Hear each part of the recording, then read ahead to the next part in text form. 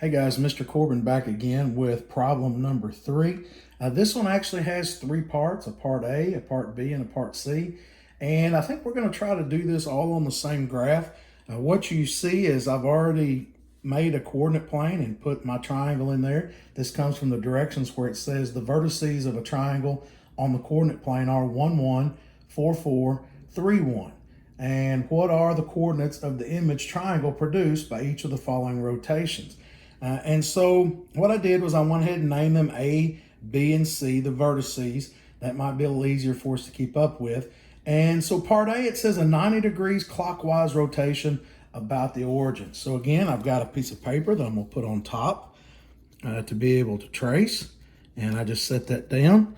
And again, I'm going to do some reference here for my axes. Again, this doesn't have to be a full axis, just something so you can turn and get a reference. And then I'm going to copy or trace my vertices. Okay, just like this right here. And so now I can do what I want to with the triangle. It says a 90 degrees clockwise rotation about the origin. So put my pen or pencil down on the origin. That's my center of rotation. And then clockwise is to the right about the origin, 90 degrees. So I'm gonna go 1 click. So I'm gonna grab it down here to the right and I'm gonna spin it 1 click or 1 90-degree turn, reline up those axes. Okay, let me move my shadows so I can see here. Yeah, and then I'm just gonna bleed those through. Now what's good about this is since we're doing all this in the same problem, once we bleed these through one time, it'll be a lot easier on the next time, okay? All right, so there's 1, there's 2, and then there's 3. So that is A prime, that is B prime, and that is C prime, okay? So redraw my shape. And that's what it looks like after a 90-degree rotation about the origin, okay? So that was part A. Okay. And now part B, it says a 270 degrees clockwise rotation about the origin. Okay, so what I'm going to do is I'm going to use the same tracing paper and I'm going to line up my axes again best I can. Make sure those vertices are lined up. And so I'm going to put my pencil again or pen here on the center of rotation. It says 270 degrees clockwise about the origin. So that means I'm going to go 3 clicks to the right. Okay, so 1 would be where we were for the first problem. 2 would be right there. And then 3 would be right there.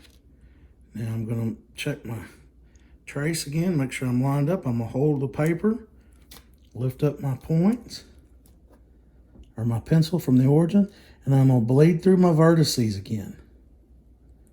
Okay, just bleed those through. Should be a little easier to bleed through now. Okay, and there's A, and I'm going to call this double prime, and that's C double prime. And then there's B double prime. And so I'm going to redraw my image.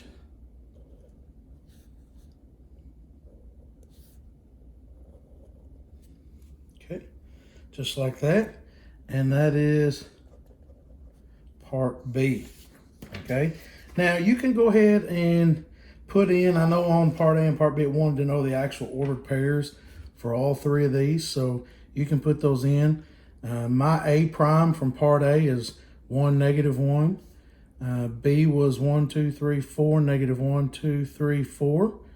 And then C was 1, -1, 2, 3. Okay.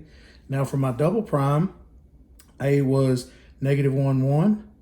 C was -1, 1, 2, 3. And B was -1, 2, 3, 4. +1, 2, 3, 4. Okay. So you can write that in. I don't want to muddy up my paper here so you guys can see it real easy. Okay, but that's part A. That was a 90-degree clockwise. Here's part B, which was a 270-degree clockwise. And then the part C is a 180, and it says counterclockwise rotation about the origin. But does it really matter if it goes clockwise or counterclockwise? No, it doesn't matter. You're right. Because if we go counterclockwise, it's still going to end up here 180 degrees. Or if we go clockwise 180 degrees, it's still going to wind up opposite on the origin, okay? So again, it doesn't make it does say counterclockwise, but it's going to wind up in the same quadrant, 1, 2, 3. This is quadrant number 3. So let's go ahead and use our paper again that we had before. Line up your axes, line up the vertices. I love it when we can use the same things over and over again. I hate having to remake stuff. I know you do too. So I'm going to put my pen or pencil on my center of rotation. And I'm going to go, it says 180 counterclockwise, so I'm going to go ahead and go counterclockwise. But again, it doesn't matter. 180 is 2 clicks. There's 1. And then reline up your axes. And there's 2. So it should be easier to bleed through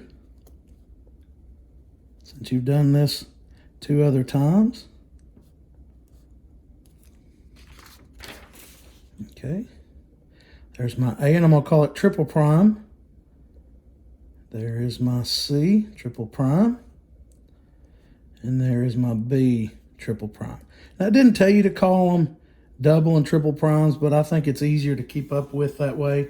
And again, I'll label that part C. All right, so that should take care of you. I will get back with you, be watching Google Classroom for your next assignment. I'm not sure if it's going to be iExcel or if it's going to be something I give you on paper, okay? But we're definitely going to assess on this.